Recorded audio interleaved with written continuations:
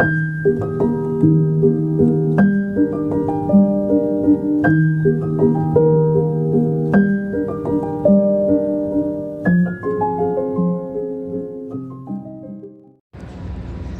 guys, so we are at the Queen Mary. Hope you guys enjoy this video.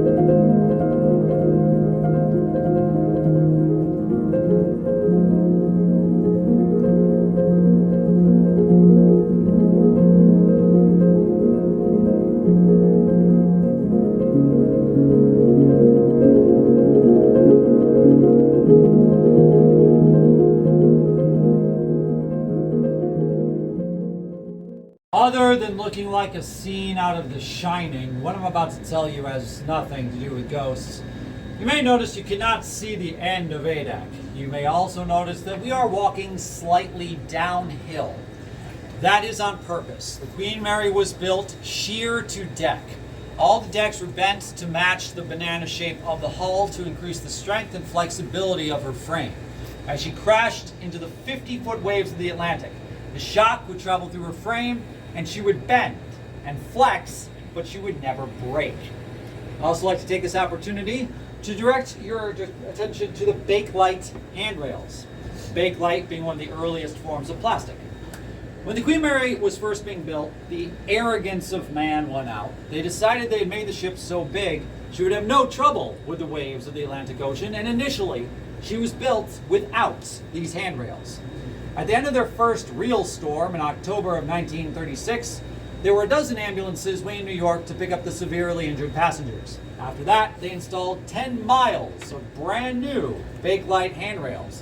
When the ship did inevitably pitch and roll, just hold on for dear life. I told you that story to tell you this story. In 2004, there was a family exploring the ship, but they couldn't shake the feeling somebody was following them, even though they were the only people in the hall at the time. They finally just stopped moving to feel it out. Was there really a presence nearby? A moment later, the grandmother shrieked and almost fell over.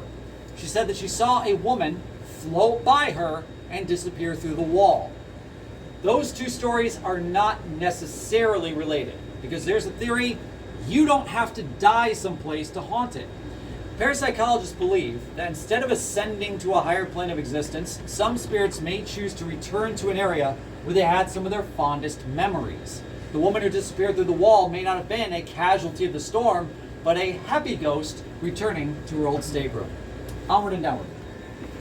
As soon as the ghost shows made B340 famous, people started breaking into it and stealing things. Their favorite thing to steal was the nameplates that said B340, so we stopped replacing them. The first ghost story about that room came from the 1960s. A passenger woke up in the middle of the night and claimed that she felt someone repeatedly pulling the sheets off of her. At first, she thought the sheets had just fallen off, so she pulled them back up. They got pulled back down. She pulled them back up. They got pulled back down. A full-on tug of war ensued before she remembered she was in the room by herself. She looked up. She saw the silhouette of a man standing at the foot of her bed. She screamed. The man disappeared. Her scream got the full attention of the steward, who ran up the hall into her room. Once she calmed down enough to explain what had happened, the steward explained that when he passed her room, he didn't see anybody go in, and he didn't pass anybody in the hall on his way back. Jump forward to the 1980s. The whole space was a standard hotel room. The housekeeper went in to change the linens. She stepped out to get some towels for the bathroom. When she went back in, she found the sheets on the bed that she had just made in a pile in the middle of the floor. Don't know if this ghost issues with sheets, but that's usually his thing. Now, all of the activity in B340 is attributed to a death reported in the 1950s. Everyone already disembarked. The staff captain is making his rounds. He discovers the passenger had passed away in his bed. Cause of death? Unknown. Whoever this gentleman was, we just call him Walter, he's the ghost that's believed to haunt B340. The room was discontinued for renting because of the constant complaints from hotel guests. They would wake up to see the lights in the bathroom turning on and off by themselves. Guests would leave the room, come back, the water would be running. Or they'd hear a knock at the door, open it, and of course, there's nobody there. So finally, the hotel said enough, and they shut it down. There was talk for years of restoring B340 and renting it out as the haunted room, which is what we eventually did. In 2018, it became a mini suite that went for about $1,000 a night. And yes, people did pay that. Our very first guest kept calling the front desk to complain, all right, we get it, you can turn off the special effects now, to which the attendant had to say, hey, there's no special effects, we just remodeled the room. Those guests checked out abruptly at 2 a.m., so I'm guessing they had a good time. I'm down. Let's go. Watch your step coming down.